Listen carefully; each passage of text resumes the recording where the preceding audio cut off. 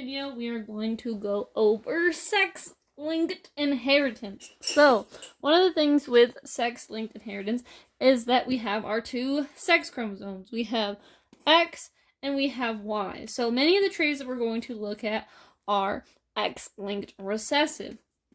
So, what that means is that females have to have 2 copies while males only have to have 1. If you think about it this way, here are our different possible, basically, alleles. We have X and then a big R, which would be whatever the dominant trait is. So, for example, if we were using color blindness, this would be normal vision, X, and then little r would be your recessive, and this would be, I'm going to do CB as colorblind, and then Y, since it's X-linked recessive, would just indicate that it is a male.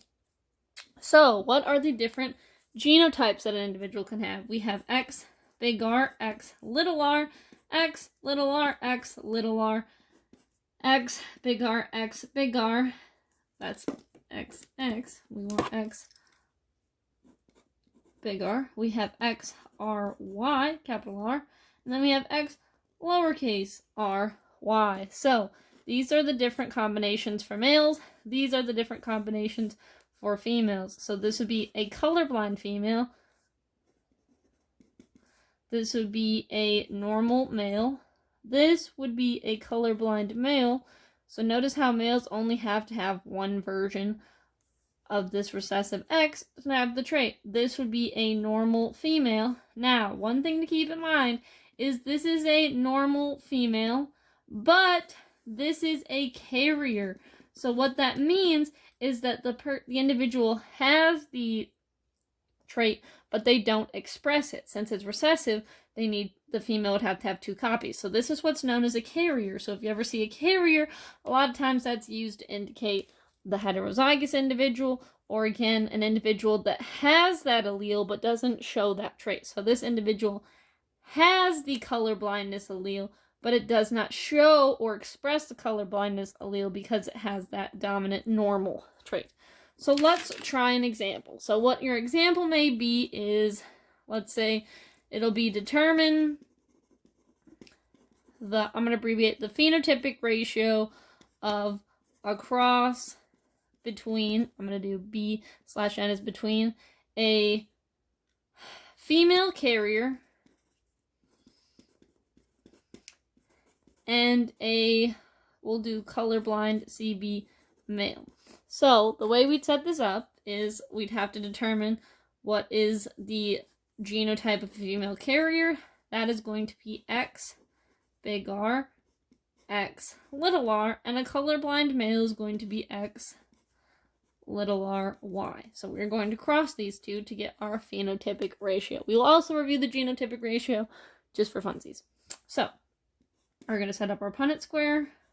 Again, your dominant will always go first.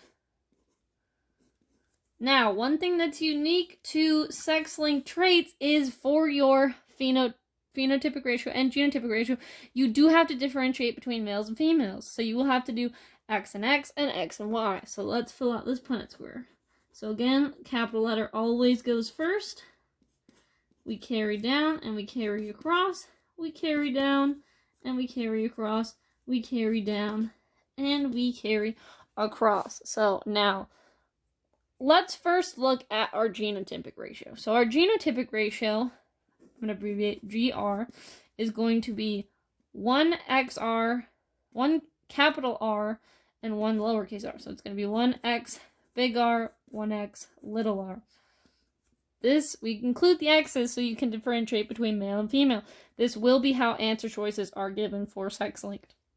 So, then we can do 1X little r, X little r to represent here.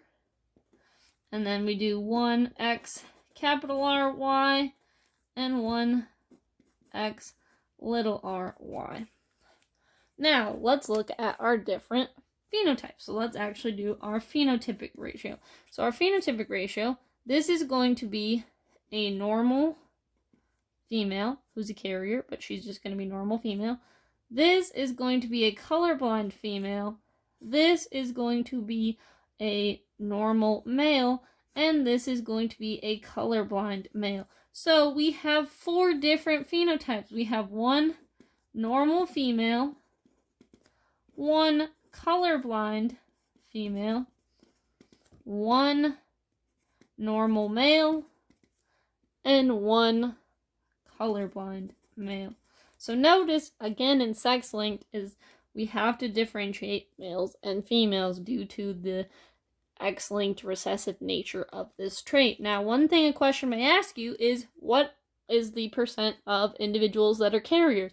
When it's asking about carriers, males cannot be carriers because they only have one X. So the percent of carriers is going to be 25%, because 1 out of 4 potential offspring will be a female and will have 1 version of this recessive trait.